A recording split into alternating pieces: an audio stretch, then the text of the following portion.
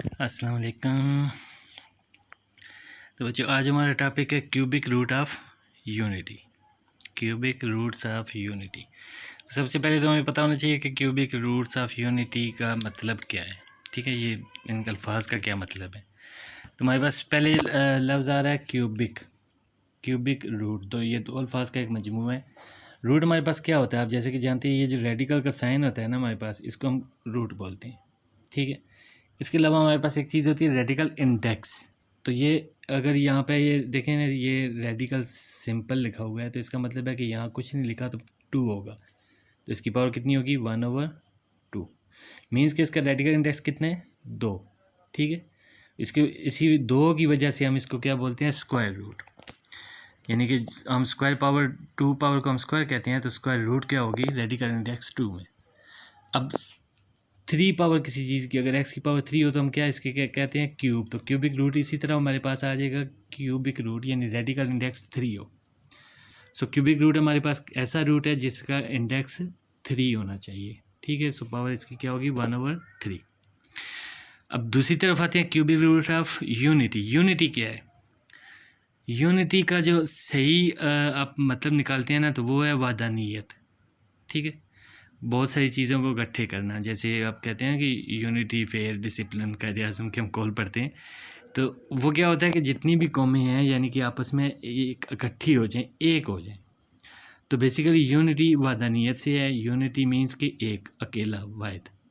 ठीक है, सो यूनिटी का मतलब हमारे पास क्या आएगा 1। यूनिटी क्या हो गया 1 इन क्यूबिक रूट रेडिकल इंडेक्स 3। अब हमने क्यूबिक रूट्स ऑफ यूनिटी अगर मालूम करने हैं, दोनों को इकट्ठा करना है, तो 1 का हमने क्यूबिक रूट लेने।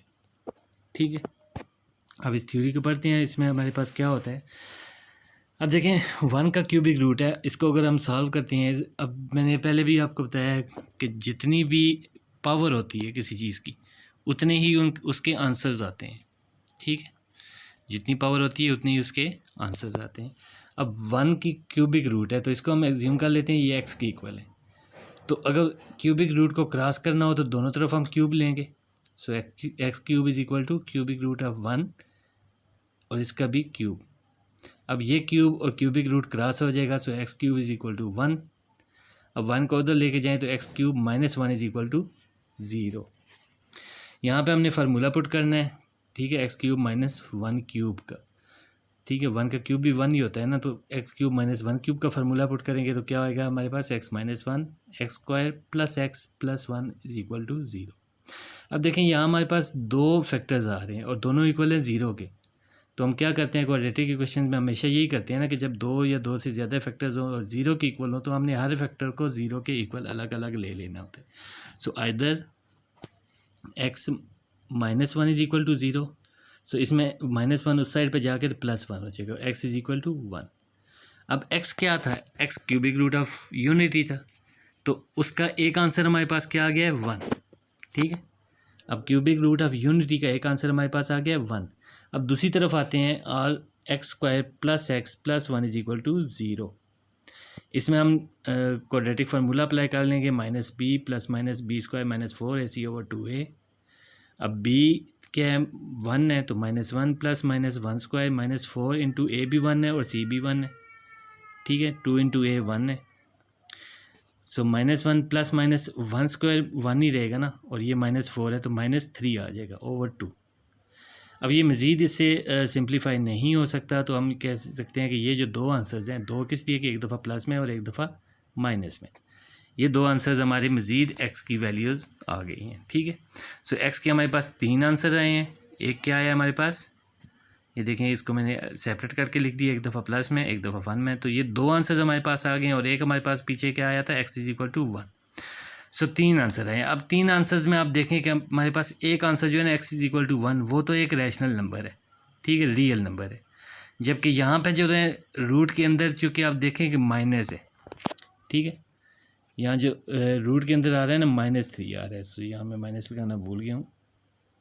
ठीक है, यहाँ पे हमने -3। सो अब रूट के अंदर माइनस आ रहा है तो मीन्स कि ये आयोटा है, और जब आयोटा है तो ये कौन से दोनों आंसर्स हमारे क्या बनेंगे कम्प्लेक्स नंबर्स। तो अब देख लें cubic root of unity means कि एक नंबर हमारे पास जो एक आंसर आएगा वो आएगा रियल, और दो आंसर्स हमारे पास क्या आएंगे, कम्प्लेक्स नंबर। ठीक है, सो ये थ्योरी है क्यूबिक रूट ऑफ यूनिटी की, कि वन के हमने आंसर्स निकालने हैं, क्यूबिक रूट निकालना है, और उसके 3 आंसर आ रहे हैं हमारे पास। आप चेक कर लें एक दफ़ा फिर इसको, x = 1, एक आंसर ये है। दूसरा हमारे पास है -1 + √-3/2, और तीसरा है -1 - √-3/2। ये 3 फैक्टर्स हमारे बन रहे हैं 1 के। अगर तीनों को मल्टीप्लाई करें तो ये इक्वल आना चाहिए 1 के। ठीक है, अब इसकी हम प्रॉपर्टीज़ की तरफ चलते हैं। ये तो होगी क्यूबिक रूट की थ्योरी। ठीक है, क्यूबिक रूट ऑफ यूनिटी की थ्योरी हमने पढ़ ली। अब इसको हम प्रॉपर्टीज़ की तरफ आते हैं। सो अब देखें कि हमारे पास जो कम्प्लेक्स आंसर्स आए थे ना, 2 आए थे। एक था -1 + √-3/2, और दूसरा था -1 - √-3/2। तो हम इनको नाम दे लेते हैं। एक को नाम दे देते हैं ओमेगा का, और दूसरे को हम क्या कह लेंगे, ओमेगा स्क्वायर। अब ओमेगा, अगर एक को हमने ओमेगा का नाम दिया है तो दूसरे को ओमेगा स्क्वायर क्यों कह रहे हैं? ठीक है, यानी कि अगर हमने ये देखें ना कि हमने लिए प्लस वाले को अगर ओमेगा रखें तो माइनस क्या हो जाएगा, ओमेगा स्क्वायर। अगर माइनस ओमेगा रखें तो प्लस क्या हो जाएगा, ओमेगा स्क्वायर। मतलब कि किसी भी एक का अगर स्क्वायर लें तो दूसरा आंसर आना चाहिए, क्योंकि ओमेगा का स्क्वायर लिया है तो ओमेगा स्क्वायर आया ना, तो फिर इसका भी स्क्वायर यही आना चाहिए। इसी तरह इधर से भी इसका स्क्वायर लें तो ये आना चाहिए। ये चीज़ हमने प्रूव करनी है। ये एक थ्योरी, इसकी प्रॉपर्टी है जिसको हमने प्रूव करना है कि अगर एक आंसर, जो कम्प्लेक्स 2 आंसर हों, वो दोनों एक दूसरे के स्क्वायर होते हैं। सो अच्छा, ये जहन में रहे कि ये जो हम प्रूव करने जा रहे हैं ये आपका क्वेश्चंस के अंदर, तो चलो ज़रूरत पड़ेगा या नहीं पड़ेगा वो तो बात का मसला है, लेकिन यही थ्योरी आपकी पेपर्स में भी आती है और अक्सर आती है। ये प्रूव करना आ जाता है। बाज़ औक़ात हमने एक साइड प्रूव करनी होती है, जैसे ये क्यूब 1 है और इसको हमने प्रूव करना है, और बाज़ औक़ात हमने इन दोनों को ही प्रूव करना होता है, जैसे भी आपका क्वेश्चन है। लेकिन ये अक्सर पेपर्स में आता है, तो इसको आप ध्यान से चेक कीजिएगा। सो फर्स्ट हमने क्या लिया था, ओमेगा = -1 + √-3/2, तो इसी को हम प्रूव करते हैं। ओमेगा = -1 + √-3/2। अब ओमेगा स्क्वायर लें तो फिर इसका भी स्क्वायर लेना होगा। ठीक है, अब ओमेगा स्क्वायर तो वैसे ही चलेगा, लेकिन इसका स्क्वायर हम ओपन करेंगे तो ये देखें फर्स्ट टर्म का हमारा स्क्वायर -2 × फर्स्ट × सेकंड। फर्स्ट तो 1 है, तो 1 तो 1 ही रहेगा, और ये सेकंड। अब यहाँ माइनस हमने क्यों लगाया, देखिए एक प्लस है और एक माइनस है, तो यहाँ पे हमारा माइनस ही आएगा, और प्लस सेकंड टर्म का स्क्वायर। अब -1 का स्क्वायर +1, क्योंकि माइनस का जब भी पावर इवन नंबर में हो तो वो माइनस ख़त्म हो जाती है। सो 1 प्लस में आ जाएगा। इसके अलावा -2 √ -3 एंड -3 ओवर 2 का स्क्वायर है, तो वो क्या आ गया, 4। सो यहाँ देखें +1 है और -3 है, तो -2 हो जाएंगे, एंड -2 √ -3 ओवर 4। यहाँ से 2 कॉमन ले लें तो -1 - √-3 ओवर 4। अब 2 को 4 के साथ क्रॉस करें, 2 2s are 4, सो 2 ख़त्म हो जाएगा। यहाँ -1 - √-3 और नीचे हमारे पास 2। और यही देखें हमने लिखा था ना कि ओमेगा स्क्वायर इस तरह आएगा। ठीक है, अब ये मैं पहले स्टेटमेंट की तरफ आ जाता हूँ, वापस चेक कर लें कि अगर हमने इसका स्क्वायर लिया है तो ये आंसर हमारा आना चाहिए ओमेगा स्क्वायर का, और देखें यही आंसर हमारा आया है। अब हम इसको प्रूव करेंगे। ठीक है, ओमेगा इसको लेंगे और देखते हैं ओमेगा स्क्वायर ये आता है कि नहीं, यानी माइनस में ओमेगा लेंगे और प्लस वाला जो है वो स्क्वायर में आना चाहिए। ठीक है, ये देखिए -1 माइनस का ले लिया हमने, √-3 ओवर 2 ओमेगा ले लिया। अब इसका स्क्वायर लेंगे तो इधर से भी स्क्वायर लेंगे। अब ये 2 ओमेगा स्क्वायर हो गया, लेकिन इस साइड पे देखते हैं क्या होता है, ये -1 का स्क्वायर। ठीक है, और अब ये भी माइनस है, ये भी माइनस है, तो फार्मूले में हम +2 यूज़ करेंगे। +2 × 1 × √-3, तो 1 तो फ़र्क नहीं डालता, लेकिन ये चीज़ हम लिखेंगे यहाँ पे, and plus second time square. अब इसका स्क्वायर 1 हो जाएगा, ये स्क्वायर और रूट क्रॉस होने के -3 ही रहेगा, और यहाँ पे प्लस √-3 ओवर में 2 का स्क्वायर है तो वो 4 आ जाएगा। ठीक है, अब देखिए +1 -3 है तो माइनस का 2 आ जाएगा, एंड +2 √-3 ओवर 4। सेम पिछले की तरह हमने 2 को कॉमन ले लेना है, तो अंदर हमारे पास क्या आ गया, -1 प्लस √-3 ओवर 4।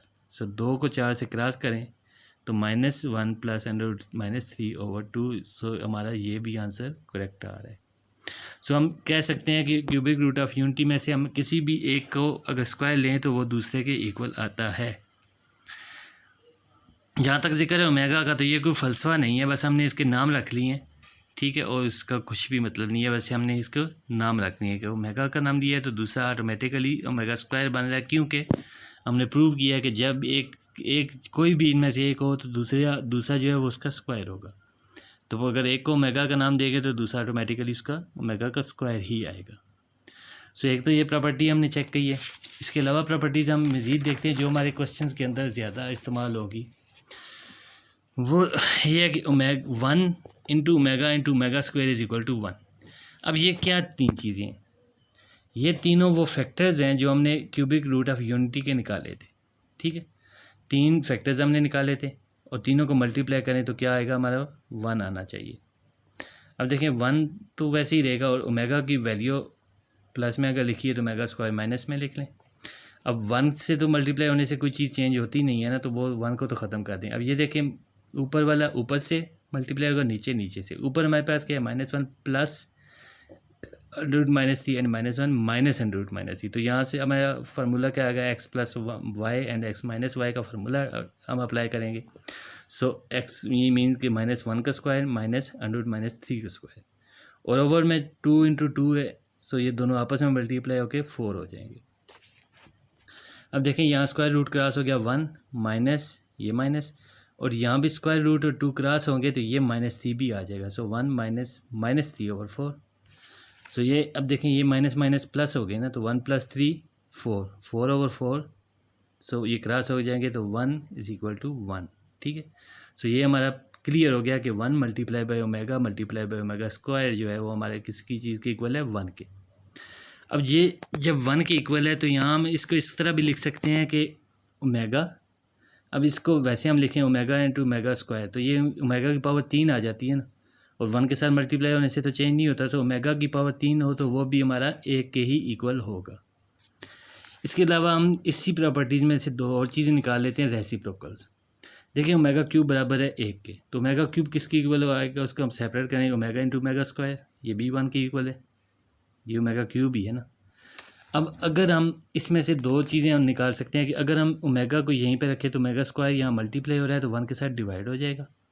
इसी तरह अगर ओमेगा स्क्वायर को हम यहीं पे रखें तो ओमेगा यहाँ मल्टीप्लाई हो रहा है तो उधर जाके डिवाइड हो जाएगा। तो देखें ये दोनों एक दूसरे के रेसिप्रोकल आ रहे हैं। ओमेगा जो है वो 1/ओमेगा स्क्वायर के इक्वल आ रहा है, और ओमेगा स्क्वायर जो है वो 1/ओमेगा के इक्वल आ रहा है, ठीक है। इसके अलावा हमारे पास प्रॉपर्टी है sum of all roots of unity is 0।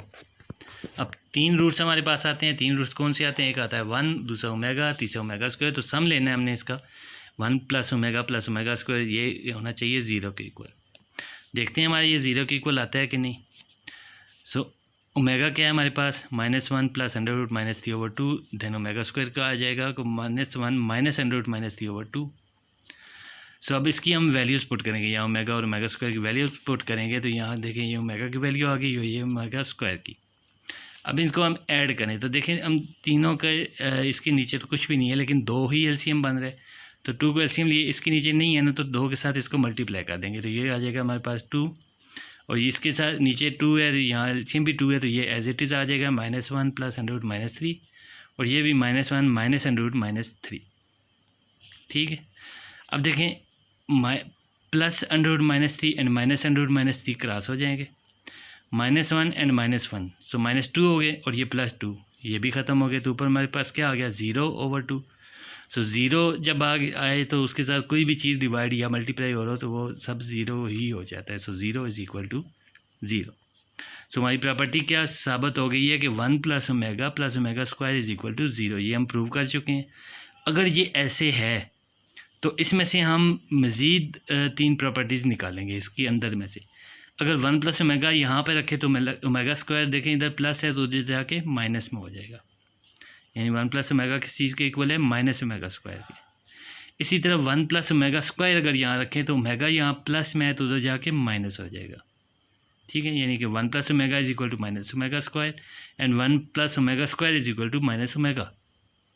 और तीसरी चीज़ है कि ओमेगा और ओमेगा स्क्वायर अगर हम यहाँ रखें तो 1 प्लस में है तो उस साइड पे जाके माइनस हो जाएगा। ये हमारी 3 प्रॉपर्टीज़ इसमें से मज़ीद निकल के सामने आ रही हैं।